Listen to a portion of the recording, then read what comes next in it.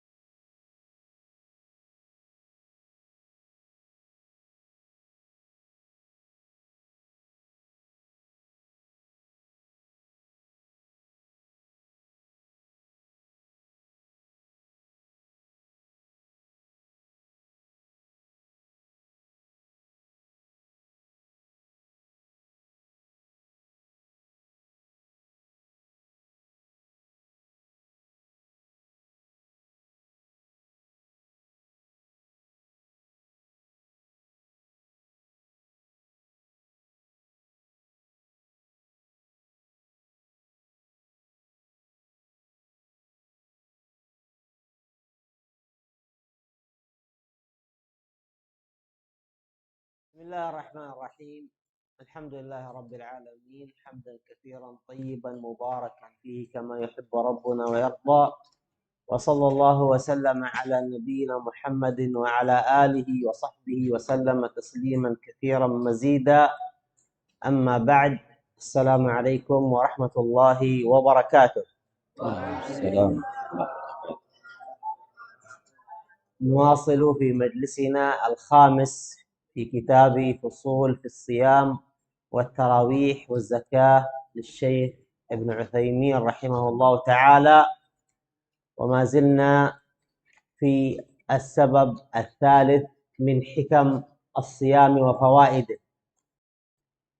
قال رحمه الله: ومن حكم الصيام أن الغني يعرف قدر النعمة أو يعرف قدر نعمة الله عليه بالغنى، حيث إن الله تعالى قد يسر له الحصول على ما يشتهي من طعام وشراب ونكاح مما أباح الله شرعا، ويسره له قدرا، فيشكر ربه على هذه النعمة، ويذكر أخاه الفقير الذي لا يتيسر له الحصول على ذلك، فيجود عليه بالصدقة والإحسان.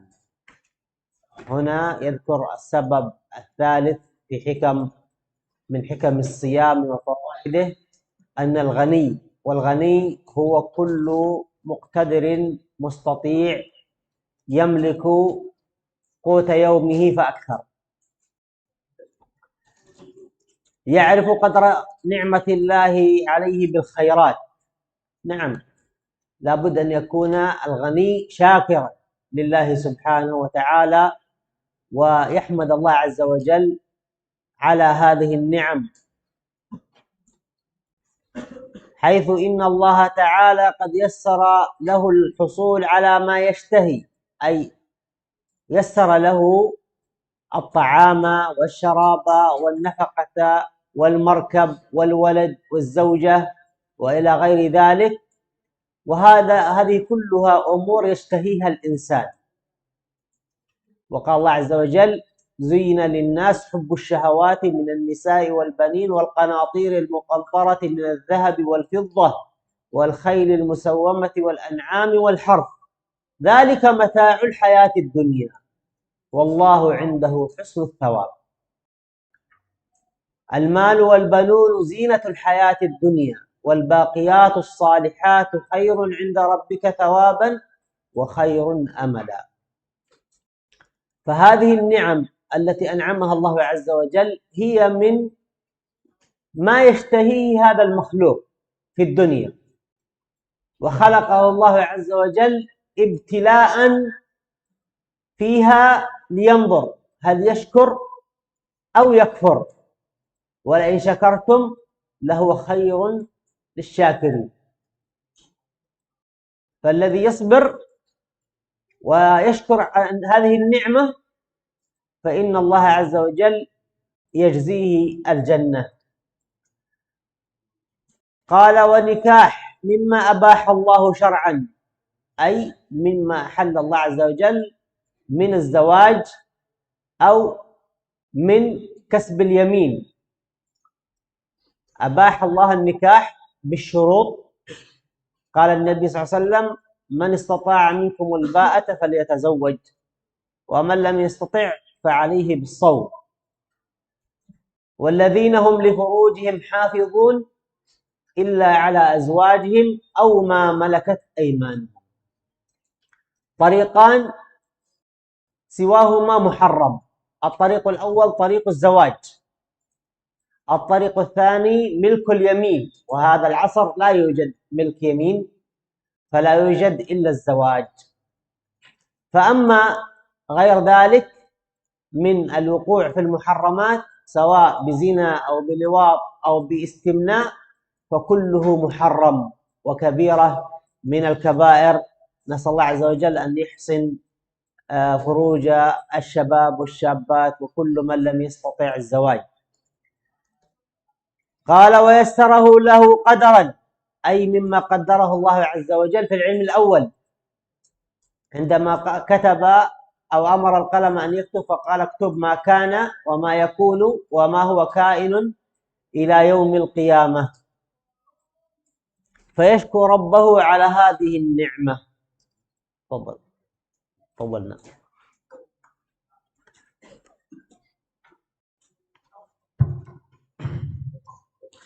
Bismillahirrahmanirrahim. Alhamdulillahirabbil alamin.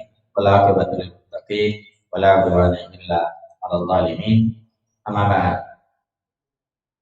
Setelah beliau hafizahullah taala memuji Allah Subhanahu wa taala dan berselawat kepada Nabi sallallahu alaihi wasallam, maka beliau menyebutkan bahwasanya kita lanjutkan pembahasan kita di pagi hari ini di dalam kitab Usul Siyam wa Tarawih Zakat karya Syekh Muhammad bin Shalih Al-Utsaimin rahimahullahu taala, dan kita masih dalam pembahasan hikmah-hikmah dan faidah-faidah puasa.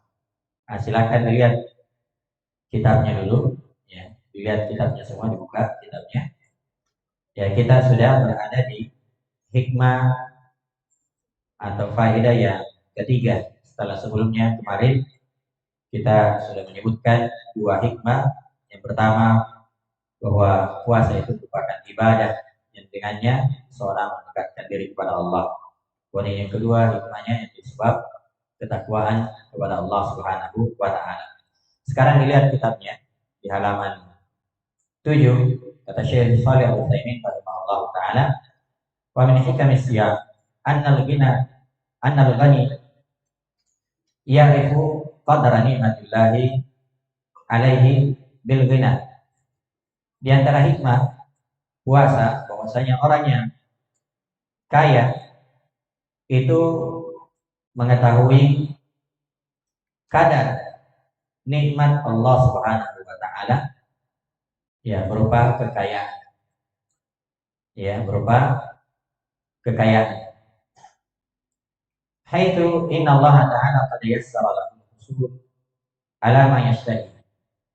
Yaitu ketika Allah Subhanahu wa taala memudahkan kepadanya untuk meraih apa yang dia inginkan, min ta'amin wa syarab wa nikah, baik itu berupa makanan, minuman, dan juga menikah, mimma abah Allahu syar'an, ya, dari apa yang dibolehkan oleh Allah. Wa yassarahu lahu qadran, juga Allah mudahkan secara takdir. Fa yashkuru rabbahu ala hadhihi, maka hendaknya seorang hamba itu mensyukuri nikmat Allah Subhanahu wa taala. Wa yadhkuru akhahul fakir alladzi la yatayassara lahu al-husul ala dzalik, dan dia hendaknya selalu mengingat saudara-saudaranya yang fakir, yang tidak memiliki kemudahan untuk hal tersebut. Fa yajudu alaihi bisadaqati wal ihsan, sehingga dia berderma kepada saudaranya berupa sedekah dan ihsan, yaitu perbuatan baik. Kata beliau hafizahullah ta'ala, annal ghina ya'rifu qadra ni'matallah. Maksudnya ya, orang yang memiliki kekayaan, dan kaya itu artinya orang yang mampu dan memiliki makanan hari itu dan juga hari-hari setelahnya. Nah, itu orang kaya. Jadi dia memiliki makanan di hari tersebut dan juga hari-hari setelahnya. Nah, itu mana kaya. Ya, dia punya makanan yang lebih. Nah, karena itu orang kaya harus bersyukur kepada Allah Subhanahu wa taala. Demikian juga dia senantiasa memuji Allah Subhanahu wa taala. Ya, kenapa? Karena Allah Subhanahu wa taala memudahkan baginya segala sesuatu berupa ya makan, minum, ya, demikian juga menikah, dan semua ini atau semua yang disukai. Ya, karena itu disebutkan di dalam Al-Quran bahwasanya Allah Subhanahu wa Ta'ala memberi perhiasan kepada manusia, ya, hiasi ya, manusia ya berupa hubbu syahawat minan nisa wal banin, itu di surah Al-Imran ayat 14 ya. Bisa dilihat nanti di surah Al-Imran ayat 14. Allah Subhanahu wa Ta'ala menjadikan cinta kepada manusia terhadap keinginan-keinginan berupa perempuan, anak-anak, dan seterusnya dari apa yang disebutkan di dalam ayat tersebut. Ya, bisa dicek nanti atau dilihat, ditulis saja ayatnya di surah Al-Imran ayat 14. Ya, di surah Al-Imran ayat 14. Demikian juga Allah Subhanahu wa Ta'ala menyebutkan di surah Al-Kahfi. Ya, di surah Al-Kahfi ayat 46. Ya, catat ya ayatnya. Surah Al-Kahfi ayat berapa tadi? 46. Yaitu al-malu wal banuna zinatul hayatid dunia. Ya, harta dan anak-anak itu merupakan zina, perhiasan kehidupan dunia. Wal baqiyatus shalihatu khairun 'inda rabbika thawaban wa khairun amala. Ya, namun amalan-amalan yang kekal, amalan-amalan saleh itu jauh lebih baik di sisi Allah Subhanahu wa Ta'ala. Maka kata beliau, ini semua adalah hal yang disukai. Ini adalah hal yang disukai. Allah Subhanahu wa Ta'ala ciptakan ya untuk menguji manusia. Siapa di antara mereka yang bersyukur dan siapa di antara mereka yang kufur. Nah, jadi semua itu tadi, harta, makan, minum, dan selainnya, itu Allah jadikan untuk menguji manusia. Ya, untuk melihat siapa yang bersyukur dan siapa yang kufur. Ya, siapa yang kufur. Maka orang yang bersyukur baginya akan mendapatkan kebahagiaan. Ya, akan mendapatkan kebahagiaan. Adapun yang kufur, maka ya dia akan mendapatkan kesengsaraan. Kalau yang dikatakan di sini, ya itu semua tadi ya, Allah mudahkan baginya untuk makan, minum. Nah, ini bagi orang-orang kaya. Kemudian menikah dan juga menikah, ya, dan juga menikah. Dan ini adalah hal yang dianjurkan di dalam agama, ya, hal yang dianjurkan di dalam agama. Nabi SAW bersabda, "Man istata'a minkumul ba'a falyatazawwaj." Siapa di antara kalian mampu ya memiliki kemampuan, maka hendaknya dia menikah. Ya, tapi siapa yang tidak mampu, fa'alaihi bisawm, maka hendaknya dia berpuasa. Hendaknya dia berpuasa. Demikian juga Allah Subhanahu wa Ta'ala berfirman, "Wallazina hum li furujihim hafizun." Ya. Surah apa ini? Wallazina hum li furujihim hafizun. Surah Al-Ma'arij. Ya, surah Al-Ma'arij ya, di juz 30 ya. Surah Al-Ma'arij. Walladzina hum li furujihim hafizun. Ayat yang ke-29. Surah Al-Ma'arij ayat 29. Ya. Yaitu orang-orang yang senantiasa menjaga kehormatan mereka. Ya, menjaga kehormatan mereka, menjaga kemaluan mereka. Illa ala azwajihim aw ma malakat aymanuhum fa innahum ghairu malumin. Kecuali ini yang di belakang. Perhatikan yang di belakang. Ya. Kecuali terhadap istri-istri mereka dan juga budak-budak yang mereka miliki. Maka yang seperti itu tidaklah tercela. Maka kata beliau Allah, yang dibolehkan di dalam Islam itu hanya dua. Yang pertama, istri yang sah, dan yang kedua dengan apa? Budak. Hanya saja kata beliau, saat ini tidak ada perbudakan. Tidak ada perbudakan. Yang ada hanya istri. Maka selain dari dua ini, selain dari nikah, ya istri yang sah atau perbudakan, maka itu tidak dibolehkan. Seperti apa? Seperti zina, ya perbuatan zina, perbuatan liwat, ya homoseksual, lesbian dan selainnya. Maka semua ini adalah perkara yang diharamkan oleh Allah Subhanahu wa taala. Ya, hal yang diharamkan oleh Allah Subhanahu wa taala. Jadi sini menikah dari hal yang dibolehkan di dalam syariat dan apa yang ditetapkan untuknya sesuai dengan ketetapan dan takdirnya. Nah, wallahu ta'ala. قال ويذكر أخاه الفقير الذي لا يتيسر الحصول له الحصول على ذلك، والفقير هو الذي لا يجد قوت يومه. الفقير هو الذي لا يجد قوت يومه، والمسكين هو الذي يجد قوت يومه ولكن لا يكفيه. يملك قوت يومه وقد يملك قوت شهره، ولكن لا يكفي هذا الشيء الذي يدخله في الشهر، ولكن يكون متكففا، فهذا يسمى مسكين.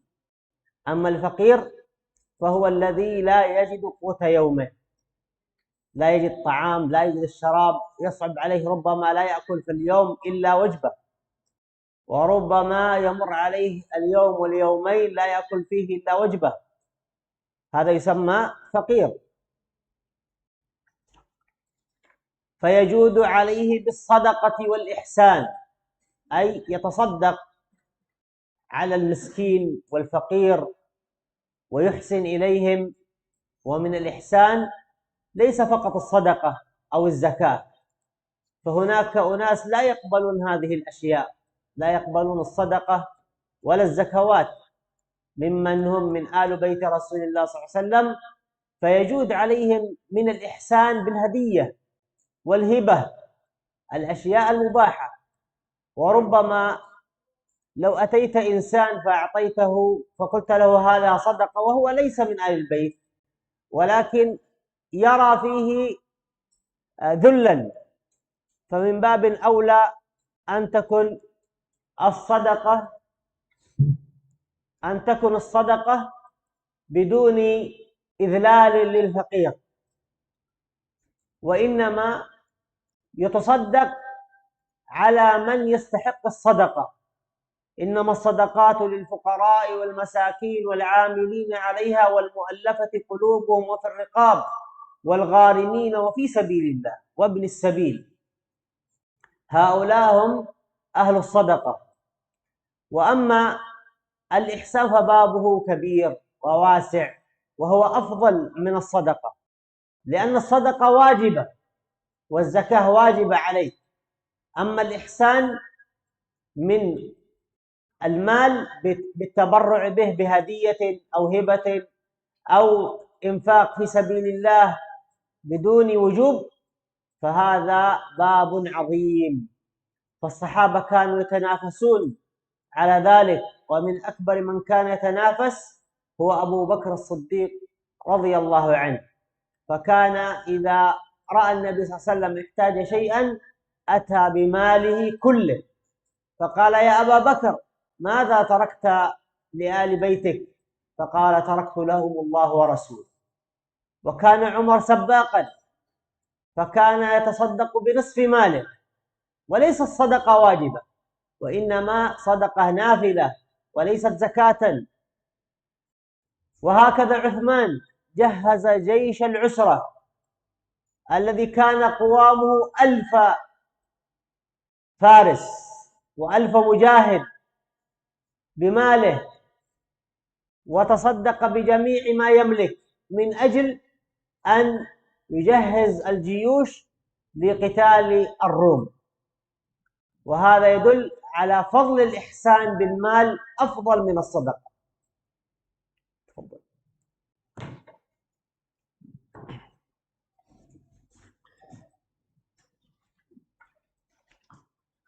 Kemudian kata beliau hafizahullah taala, Ya. Wa yadhkuru akhahu al-faqir alladhi la yatayassaru lahu al-husulu ala dzalik wa yajudu alaihi bis-shadaqah wal ihsan. Ya, dan dia mengingat saudaranya yang fakir yang tidak memiliki kemudahan tentang hal tersebut, ya, tentang hal tersebut dia tidak memiliki kemudahan. Nah, maka dia pun mendermakan hartanya dengan sedekah dan perbuatan ihsan. Di sini kata beliau, jadi ada perbedaan antara fakir dengan miskin. Nah, ini dicatat dengan baik, ya, dicatat dengan baik perbedaan antara fakir dengan miskin. Fakir itu artinya orang yang tidak menemukan makanan di hari itu. Artinya kondisinya sangat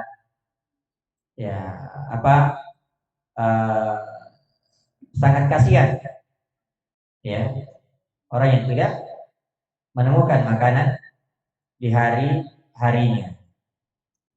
Adapun miskin yaitu orang yang memiliki makanan tapi tidak cukup, ya, tidak cukup, ya, itu makna miskin. Dia punya makanan tapi tidak cukup. Misalnya, ya, mungkin pendekatannya begini, ya, dalam satu bulan gajinya, ya, 2 juta, sementara keperluannya, ya, 3 juta atau 4 juta. Nah, itu miskin namanya.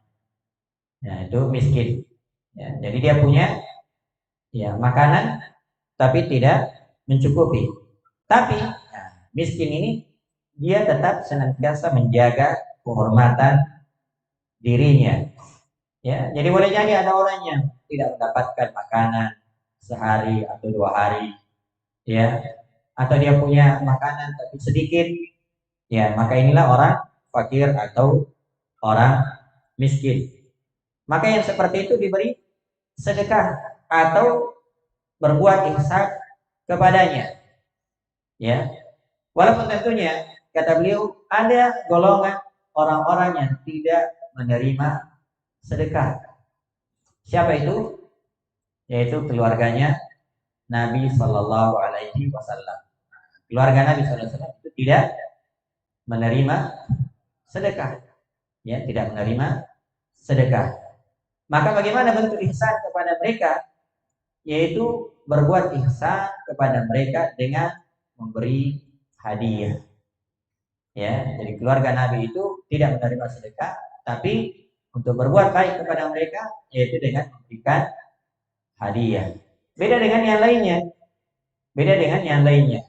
Ya, yaitu berbuat baik kepada mereka apakah itu sedekah atau dengan hadiah, ya, atau dengan hadiah. Nah, dan bersedekah kepada orang yang berhak itu adalah hal yang sangat bagus. Dan disebutkan di surah At-Taubah, ini dicatat, surah At-Taubah ayat 60 tentang orang-orang yang berhak untuk menerima sedekah. Bisa dicatat ayatnya, ya, di surah At-Taubah ayat 60, ya. Kata Allah Subhanahu wa taala, "Innamas shadaqatu lil fuqara'i wal masakin wal 'amilina 'alaiha wal mu'allafati qulubuhum wa fir riqabi wal gharimina wa fi sabilillah wa ibnis sabil." Ya, disebutkan terkait dengan orang-orang yang berhak untuk mendapatkan sedekah atau zakat. Pertama, orang fakir. Yang kedua, orang miskin. Yang ketiga, amil. Ya, dicatat dengan baik. Amil zakat. Ya. Demikian juga yang keempat, ya, orang yang dilembutkan hatinya. Mu'allaf, yang dilembutkan hatinya. Kemudian yang kelima, membebaskan budak. Yang keenam, orang yang berutang, ya, dan orang yang berada di jalan Allah Subhanahu wa taala, yang terputus di jalan Allah Subhanahu wa taala, ya. Maka ini ya golongan orang-orang yang berhak untuk mendapatkan sedekah. Dan ada perbedaan antara sedekah dengan ihsan. Ya, yang dicatat dengan baik perbedaannya. Ya, perbedaan antara ihsan dan ya sedekah. Jadi ihsan itu cakupannya lebih luas. Ya, cakupannya lebih luas. Itu ihsan. Ya, jadi bisa dengan harta, bisa dengan selain harta. Itu ihsan.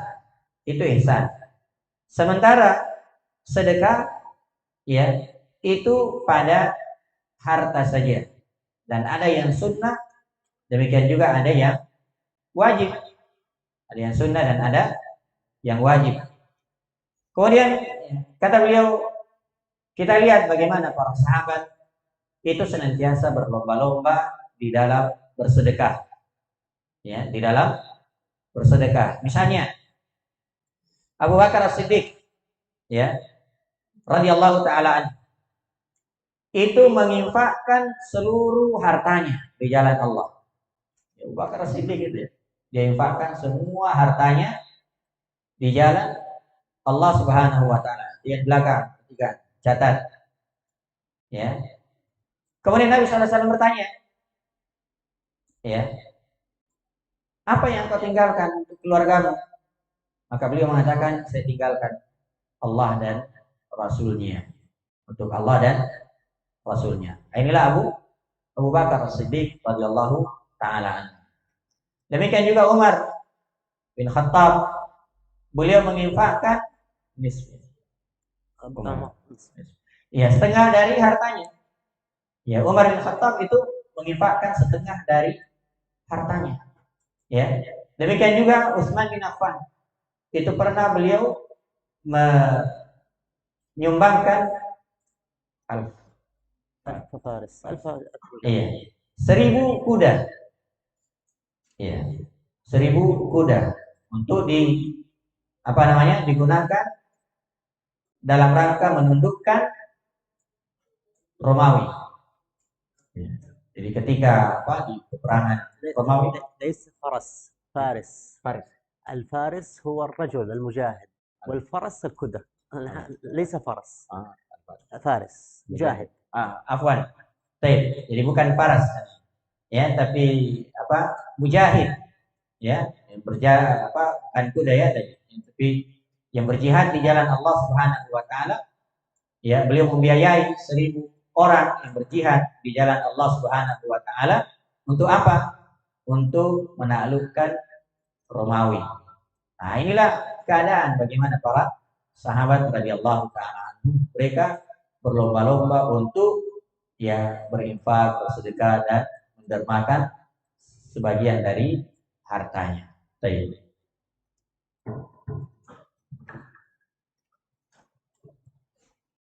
قال رحمه الله: ومن حكم الصيام التمرن على ضبط النفس والسيطرة عليها حتى يتمكن من قيادتها لما فيه خير وسعادتها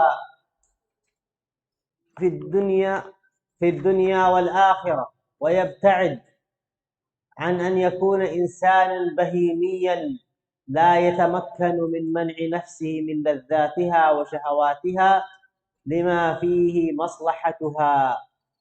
والتمرن هو التدرب، ويكون بفعل الشيء على غير ما يريد.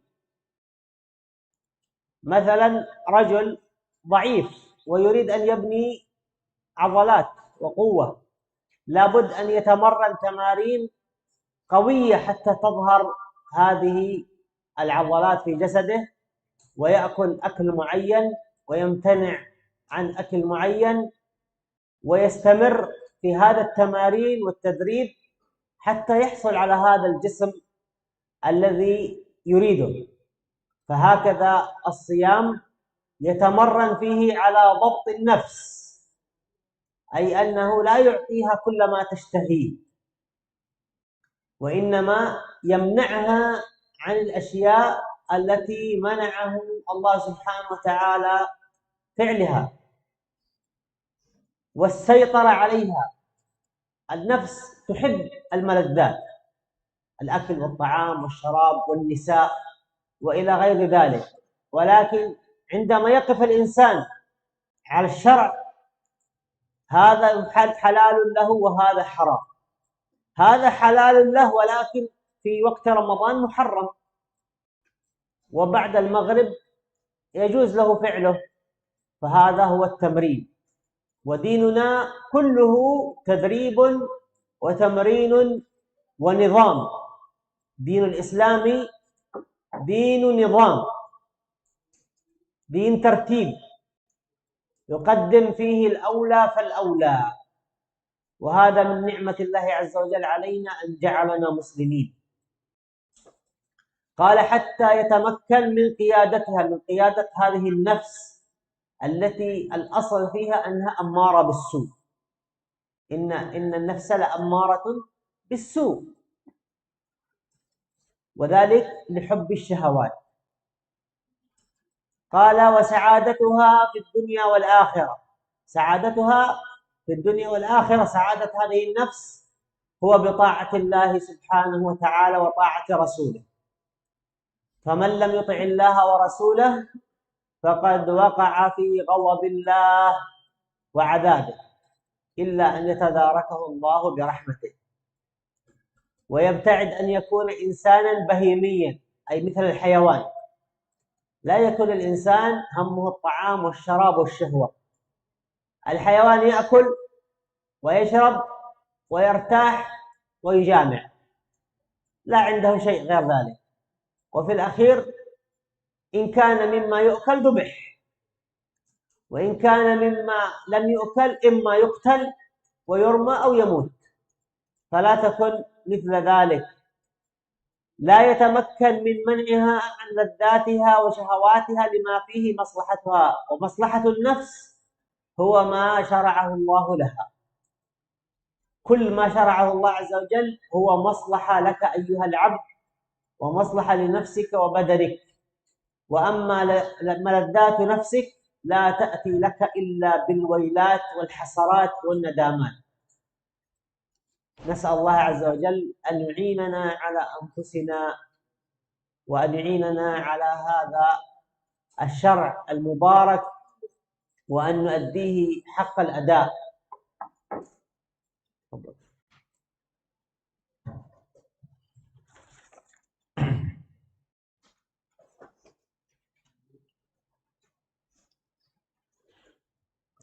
Kemudian ya, selanjutnya di antara hikmah puasa yaitu untuk melatih jiwa. Untuk melatih jiwa, sehingga jiwa itu ya memungkinkan untuk melakukan hal-hal yang baik, dan dia akan bahagia di dunia dan di akhirat. Dan juga dia akan menjauhi ya sifat-sifat kebinatangan. Ya, sifat-sifat kebinatangan ya. Yang mana binatang itu tidak terhalangi dari hal-hal yang diinginkan oleh syahwatnya. Nah, kata beliau hafizahullah taala, sini kata tamarrun ya. Dan tamarrun itu artinya tadarrub, latihan. Ya. Latihan, yaitu mengerjakan sesuatu yang dia tidak inginkan sebenarnya. Jadi sebenarnya dia tidak inginkan, tapi karena dia latihan, maka dia kerjakan. Misalnya begini, dia adalah orang yang lemah. Dia adalah orang yang lemah. Namun dia ingin menguatkan fisiknya. Dia tadinya ya lemah, kurus, apa, dia tidak bisa melakukan sesuatu. Terus dia ingin menguatkan dirinya, menguatkan fisiknya. Maka dia melakukan sesuatu yang tadinya sebenarnya dia tidak ingin melakukannya. Latihan-latihan seperti anggaplah push up atau yang lainnya. Ya, demikian juga dia makan makanan tertentu. Dia makan makanan tertentu. Itulah yang dimaksud dengan at-tamarrun, yaitu latihan. Ya, dalam hal ini mengerjakan sesuatu yang dia tidak inginkan. Asalnya dia tidak inginkan. Maka demikianlah puasa. Puasa itu melatih jiwa dengan cara apa? Meninggalkan hal-hal yang diharamkan oleh Allah Subhanahu wa taala. Ya, itulah puasa. Meninggalkan hal-hal yang diharamkan oleh Allah, ya, mulai dari terbit fajar sampai terbenam matahari. Nah, kemudian disebutkan as-saytarah. Ya, as-saytarah. Kenapa? Ya, apa makna as-saytarah? Disebutkan bahwasanya saytarah karena jiwa itu memiliki keinginan terhadap apa yang ya disukai seperti makan, minum, wanita dan seterusnya. Walaupun itu adalah hal yang halal, ya, itu adalah hal yang halal, tapi di bulan Ramadan dia tinggalkan itu semua. Ya, jadi dia tinggalkan makannya, ditinggalkan minumnya, ditinggalkan tidak menggauli istrinya, walaupun itu sebenarnya halal, tapi di bulan Ramadan dia tinggalkan. Maka demikianlah agama kita. Agama kita itu adalah agama latihan. Ya, jadi melatih kita untuk melakukan hal-hal yang baik supaya kita ya, bisa terdidik, ya, supaya bisa terdidik. Nah, kemudian kata beliau, ya, jiwa itu selalu mengajak kepada keburukan. Ya, kan jiwa itu ada tiga ya. Ya, ada jiwa yang apa namanya, yang selalu mengajak keburukan. Salah satu di antaranya. Ini bisa dilihat di surah Yusuf. Ya, di surah Yusuf ayat 53. Ya, di surah Yusuf ayat 53. Ya. Bahwasanya inna nafsa la ammaratun bisu. Sungguhnya jiwa itu selalu mengajak kepada kebaikan. Illa ma rahima rabbi, kecuali yang dirahmati oleh Rabbku, ya, kecuali yang dirahmati oleh Rabbku. Kemudian dikatakan di sini, ya, wasa'adatiha, ya, kebahagiaan di sisi Allah Subhanahu wa taala. Jadi orang yang menjalankan ibadah ini maka dia akan mendapatkan kebahagiaan di sisi Allah Subhanahu wa taala dan juga ya kebahagiaan di dunia dan tentunya di akhirat. Dan juga puasa itu untuk menjauhi sifat-sifat kebinatanan. Ya, sifat-sifat kebinatanan. Ya, karena binatang itu ya. Jadi kita ini hidup kata beliau bukan hanya sekadar makan dan minum. Ya, seperti binatang, mereka itu makan, minum, melakukan ya apa hubungan dan seterusnya. Ya, maka ini binatang. Ini binatang. Adapun kita tidak seperti itu. Ya, tidak seperti itu. Nah, kita hidup untuk mendapatkan maslahat dan maslahat bagi jiwa itu adalah apa yang disyariatkan oleh Allah Subhanahu wa taala. Kalau ingin mendapatkan kebaikan jiwanya ya kerjakan apa-apa yang diperintahkan oleh Allah Subhanahu wa taala. Adapun hal-hal yang dilarang maka itu tidak lain kecuali hanya mendatangkan kesengsaraan saja. Dan kita mohon kepada Allah Subhanahu wa taala agar Allah Subhanahu wa taala senantiasa memperbaiki jiwa-jiwa kita. قال رحمه الله: ومن حكم الصيام، وهذا هو السبب الخامس من حكم الصيام. قال: ما يحصل من الفوائد الصحية الناتجة عن تقليل الطعام وإراحة الجهاز الهضمي فترة معينة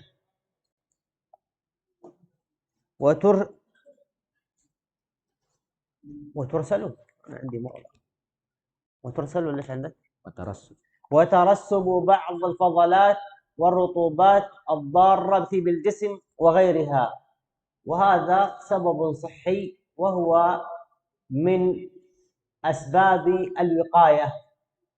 فالإنسان يأكل طول العام، والجهاز الهضمي الذي هو المعدة وما فيها في البطن يعمل، يحتاج إلى راحة، فتترسب فيه بعض الأشياء، فجعل الله سبحانه وتعالى هذا الصيام سببا لإزالة هذه الأدواء والأمراض والترسبات، وراحة لهذا الجهاز الهضمي في هذا الشهر ليخفف عليه العمل.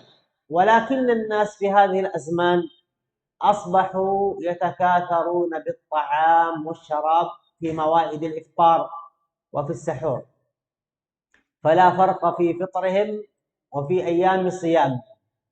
ففي أيام فطرهم يأكلون ليل ونهار، ولكن في رمضان سيأكلون في الليل ولكن ضعف ما يأكلونه في أيام الفطر. تجد موائدهم مليئة بأنواع الأطعمة والأشربة، ولا يأتي صلاة العشاء إلا وهو يكاد يسقط أو الطعام يخرج من فيه من كثرة ما أكل وشرب.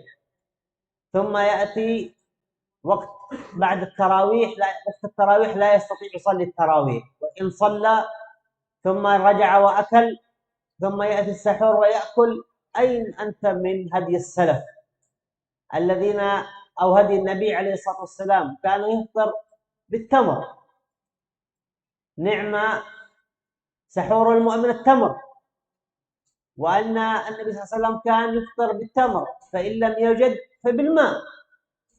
أما أنك تفطر بالملذات وتكثر الطعام والشراب فأنت لم ترح ولم ترحم هذا الجهاز الهضمي الذي جعله الله عز وجل هذا الشهر سببا لصحتك، جعله سببا لصحتك.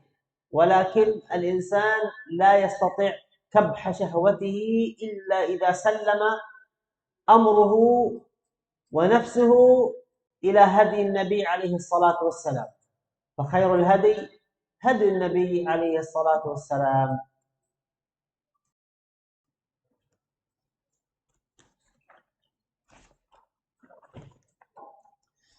Kemudian ya, selanjutnya, dan ini faedah yang terakhir dari faedah puasa, ya, itu faedah yang kelima, bahwa puasa itu ya akan menjaga kesehatan. Kenapa? Karena ya, puasa, dengan berpuasa seorang akan sedikit makan, ya, akan sedikit makan, sehingga itu akan bisa menjaga kondisi pencernaannya, ya, akan menjaga kondisi pencernaan yang ada di dalam tubuhnya. Dengan cara apa? Tidak terlalu berlebihan dari makanan yang bisa membahayakan jasadnya. Ya, kata beliau, ya, ini merupakan sebab pencegahan. Ya, ini merupakan pencegahan dan pengobatan. Ya, karena pencernaan itu butuh istirahat. Ya, butuh istirahat. Yang tadinya makan setiap hari sepanjang tahun, ya, dia makan, ya, maka ketika dia berpuasa itu akan menghilangkan ya penyakit-penyakit yang ada di dalam dirinya, ya, menghilangkan penyakit yang ada di dalam pencernaannya. Nah, ini manfaat yang sangat bagus ya. Walaupun ya, saya tambah sedikit bahwa jangan berpuasa karena semata-mata ingin sehat. Ya, kembali kepada poin yang pertama kemarin, yaitu perbaiki niat. Cuma yang jadi masalah, kata beliau, di masa ini, ya, di masa ini banyak orang yang tidak bisa dibedakan antara hari-hari puasa dengan hari-hari berbuka. Sehingga apa? Kata beliau, kalau lagi sahur atau lagi buka, pokoknya semua dimakan. Ya, semua dimakan. Sehingga apa? Tidak ada bedanya antara hari-hari berbuka dengan hari-hari puasa. Ya. Sehingga tidak jarang karena saking banyaknya dimakan ketika buka, akhirnya datang sholat dan dia susah untuk mendirikan sholat, susah ruku, susah sujud. Ketika dia ruku, ya seolah-olah mau keluar apa yang dia makan tadi. Ya, mungkin karena terlalu banyak makan jalan kote ya. Ya. Nah, jadi apa yang dimakan tadi itu kayak mau keluar. Demikian juga ketika mau ya melakukan sholat tarawih. Ya, semua itu berat dia lakukan. Ya, semua itu berat dia lakukan. Padahal petunjuknya Nabi SAW itu ketika berbuka, beliau berbuka dengan rutab. Dengan rutab. Ya, kurma yang masih mengkal. Atau kalau tidak ada rutab, maka beliau berbuka dengan tamar, kurma. Ya, kurma basah yang biasa dilihat itu, ya. Atau kalau tidak ada, maka ya dia berbuka atau beliau SAW berbuka dengan air, ya, dengan air. Nah, inilah petunjuk Nabi SAW ketika beliau berbuka. Adapun banyak makan ketika berbuka, ini hal yang membahayakan. Maka puasa itu akan senantiasa menjaga kesehatan seseorang, dan seorang itu ketika dia senantiasa mengikuti ya petunjuk Nabi SAW, maka dia akan selamat. Ya, kalau dia selalu mengikuti petunjuk Nabi SAW. قلنا نزيد نصف الساعة التي يرتاحون فيها يعني الجمعة اليوم.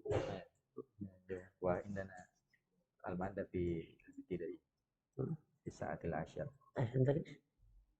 مادة يعني درس.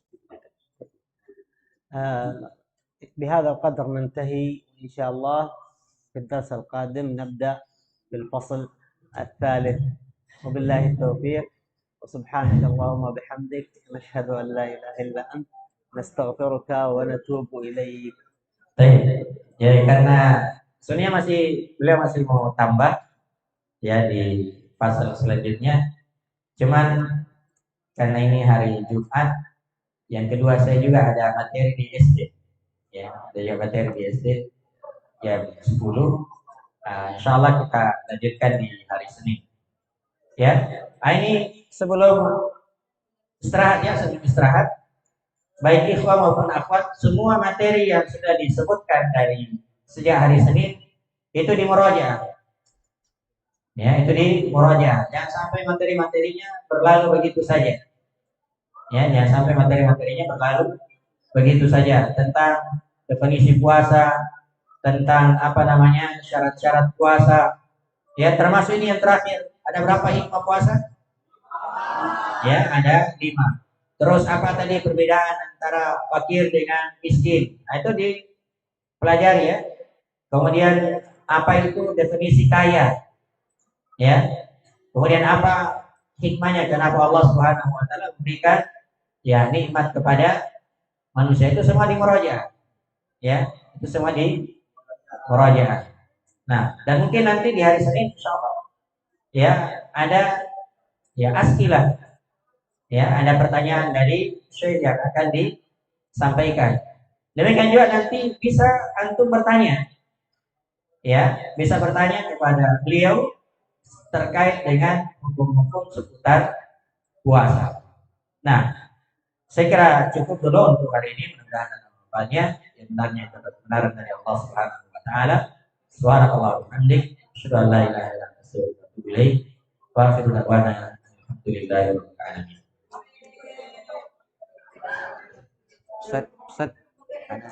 Ya, baik, itulah tadi materi bacaan kitab yang telah dibawakan oleh Syekh Muhammad dan Ustaz Sholli hafizahullah taala. Kami mengucapkan syukran jazakumullah khairan kepada beliau. Semoga Anda semua bisa mengamalkan faedah-faedah yang telah disampaikan oleh pemateri kita pada hari ini. Baik, untuk agenda yang kedua saya kira cukup. Kita tutup dengan doa kafaratul majelis. Subhanallah wa bihamdihi, asyhadu an la ilaha illa anta, astaghfiruka wa atubu ilaik. Assalamualaikum warahmatullahi wabarakatuh. Silakan Anda sambil dipersiapkan ya kepalanya yang mau disetorkan.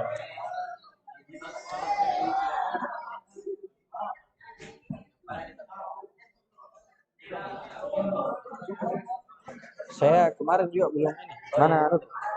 Hah?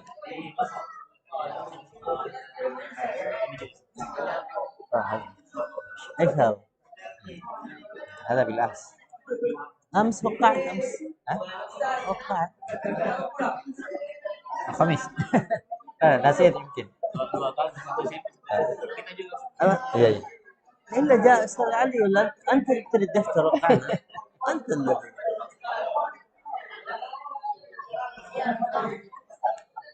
باقي.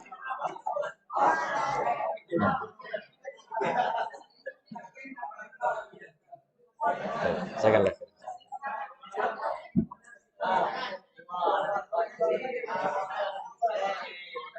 الان بكره ما في بعدها ما في. ايوه ان شاء الله في يوم الاثنين.